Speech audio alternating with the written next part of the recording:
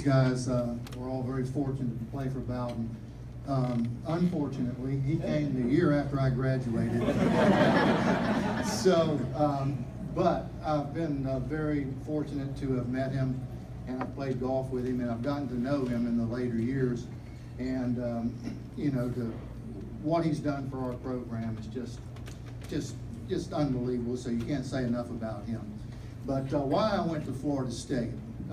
At that time, in 1970, I was playing ball at Kathleen High School here, and we threw the ball, and I caught it. And so I wanted to go somewhere where they were putting the ball in the air. At that time, there was a guy, some of you will remember by the name of Fred Bolitnikov. Yep. And he had just left Florida State. And while I was watching them pretty close, they had a guy named Ron Sellers.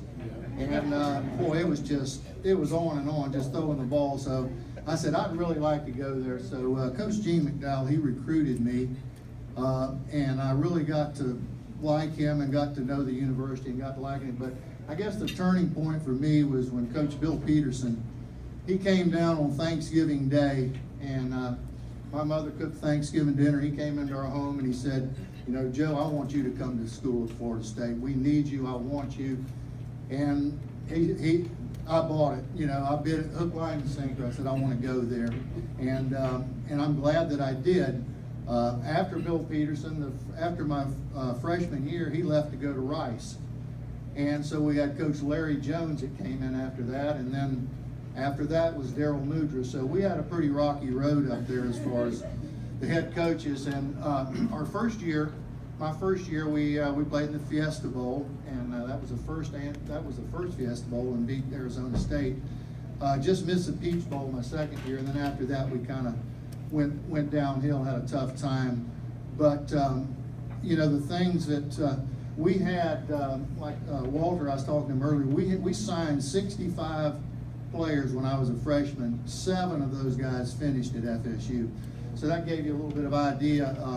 You know, that was a lot of you guys have probably heard of the chicken wire and all this business, and there were some pretty tough times there, and some of the guys just decided, you know, this is really not what I want to do, and I feel like they were just trying to they had so many players, and they were just trying to thin them out and just kind of keep the cream of the crop, so to speak. But I didn't have any choices. My parents couldn't afford to send me to school. I needed that scholarship, and I wasn't going anywhere. I was gonna stick there to the end. But probably my most memorable thing is I had an ex. He was a pro wide receiver. His name was Red Phillips. He was our receiver coach. He was a smart guy.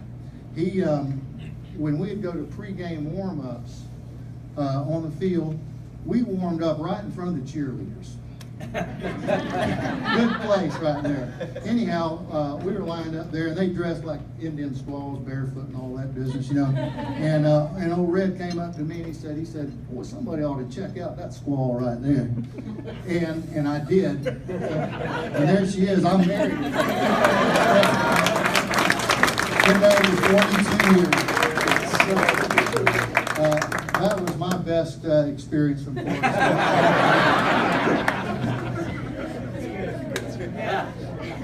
I want to apologize. I think I actually called Joe by his nickname, which I would assume people called you Goldie. Yeah. His name is Joe Goldsmith, so I'm really sorry that I totally mispronounced that.